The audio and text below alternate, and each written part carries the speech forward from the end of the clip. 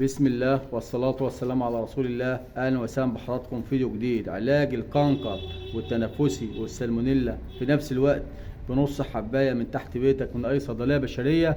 ده عنوان حلقتنا النهاردة، بس اللي عايز أوصله بس لحضراتكم نقطة مهمة جدا، لو فهمتها هتفرق معاك جدا في تشخيصك للأمراض واحترافك في علاجات الحمام. مفيش مرض يا جماعه بيجي فرد الحمام غير ما بيسبقه الكانكر. يعني ايه الكلام ده؟ يعني لو عندك فرد حمام عنده تنفسي، بعد اذنك اديله كانكر مع التنفسي. لو عندك فرد حمام عنده سالمونيلا، بعد اذنك اديله كانكر مع السالمونيلا. الكانكر يا جماعه اسرع واخطر مرض بيصيب فرد الحمام. اعراض كتير ليه، وناس كتير للاسف وغواه كبار جدا ممكن يقع فيها. يعني سيلان الانف ده بيبقى كانكر، الرغاوي اللي في الفم ده بيبقى كانكر. ممكن الكانكر يضر العين والفطريات لانه مرض طفيلي، وبيصحبه برضو بعض مشاكل الفطريات. ممكن الفرد الحمام بلاقيه عنده تجبنات داخليه مش باينه، لان ممكن الفرد الحمام يكون عنده كانكر داخلي. شرب الميه، الحمام بتلاقيه بيقبل على الميه ويشرب ميه كتير جدا، ده برضو بيبقى كانكر.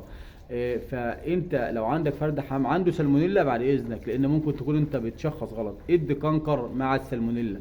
لو عندك فرد حمام عنده تنفسي برضه وفتح بقه كده بيبقى احيانا كانكر، ادي برضه بعد اذنك كانكر مع التنفسي. جايب لك النهارده علاج ساحر هيقضي لك على التنفسي والسالمونيلا والكانكر في آن واحد وبشري وتحت بيتك، وسعره على قد الايد.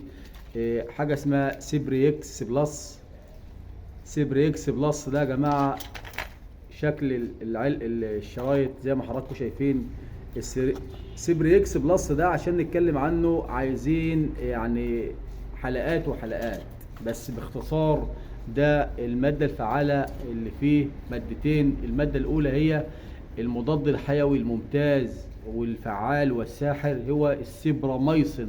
السيبراميسين ده يا جماعة بيعالج لك التنفس، يعالج لك التهابات الشعب الهوائيه، يعالج لك السالمونيلا، يعالج لك البكتيريا، ويظبط لك الدنيا كلها في موضوع النزلات المعويه والتنفسي والامراض البكتيريه والكلام ده. طيب الماده الثانيه ايه غير السيبراميسين؟ الماده الثانيه هي المترونيدازول اللي موجوده ومسؤوله عن علاج الكانكر ومشاكل الطفيليه والبكتيريا وايضا المعويه.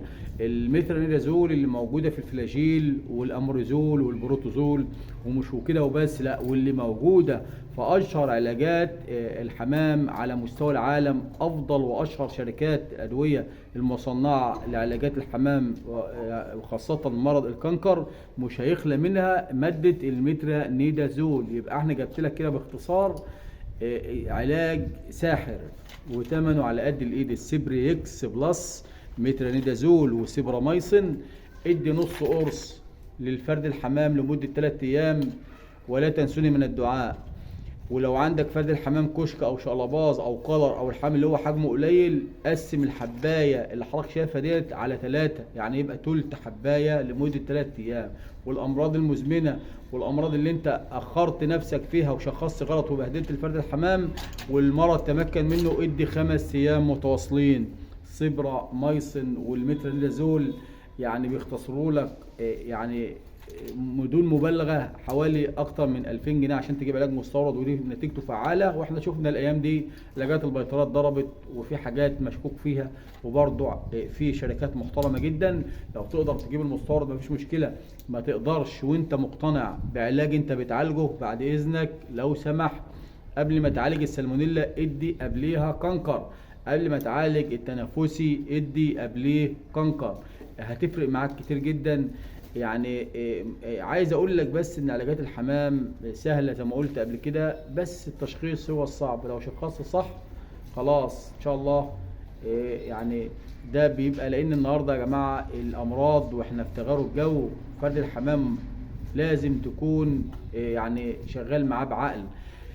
حاجه برضو مهمه جدا، طبعا احنا في ايام صعبه جدا في تغير الجو والكلام ده، فمعظم الحمام الشابات ممكن فرد الحمام تطلع تلاقيه مات، يجي له مشكله كلام من ده. فانا بنصح الناس اللي ما حصلتش نيوكاسل تحصل نيوكاسل. ميعاد تحصيل النيوكاسل امتى؟ لو انت بتسمع الفيديو ده خلص وحصل ان هو كسل. وهقول لك ان شاء الله في حلقه توضيحيه ازاي واتعامل مع الحمام ازاي. روافع المناعه مهمه جدا.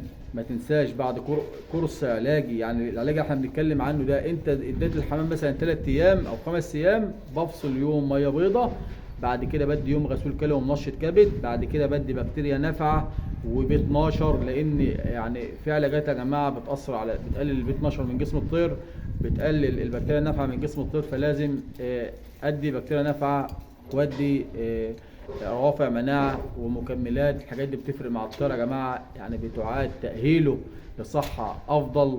الكلفه واختيارك لكلفه وبذورك والصحه العامه بتاعت فرد الحمام بتبقى انت اللي بتاسسها وانت اللي بتحددها، ان هو ازاي يعدي من المرض وازاي المرض يتملك منه. كل ما الفرد الحمام يكون مناعته ضعيفه، مرض بيتملك منه. خلي بالك من الكلام ده. السبر اكس بلس موجود في اي صيدليه بشريه، ويعني في متناول الجميع. ثمنه حوالي 40 جنيه، يعني كلام فاضي، حاجه لا تذكر. السبر اكس بلس هو اللي انت بتدور عليه، هو اللي انت تايه ونفسك في علاج يختصر لك كل الامراض. انت لو ما عندكش خلفيه وخبره في تشخيص الامراض، هو ده اللي بيحل لك اللغز ده، هو ده اللي انت نفسك يكون في عشتك، وهو ده ان شاء الله يعني حل يعني الامراض الحمام بمشيئه ربنا. ما تنساش ان مرض الكوليستيريديا برضو علاجه بين المادتين دول، الميثانيدازول والسيبراميسين، بيعالج لك يعني امراض المعويه والامراض التنفسيه ومرض الكانكر. واوعى تنسى، بذكرك لازم الكانكر قبل اي علاج. لو اول مره بتشوفنا ومش مشترك في القناه تشترك وتشرفنا، محتاجين دعمكم. ولو عجبك الفيديو لايك مشاركه عشان غيرك يستفاد، وانتظرونا ان شاء الله في اللي جاي. والسلام عليكم ورحمه الله وبركاته.